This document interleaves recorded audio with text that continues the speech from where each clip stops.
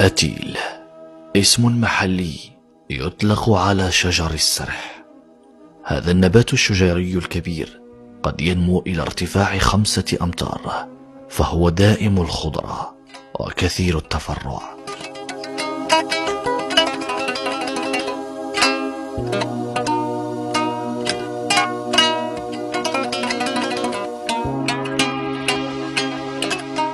لشجر السرح تاج مستدير، قمته منبسطة وينمو في المناطق الجافة وفي التراب الرملية والحصوية.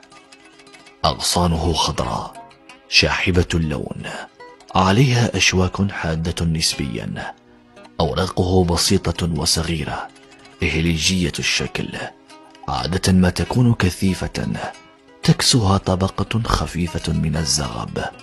قد يصل طول الوريقة إلى نحو 1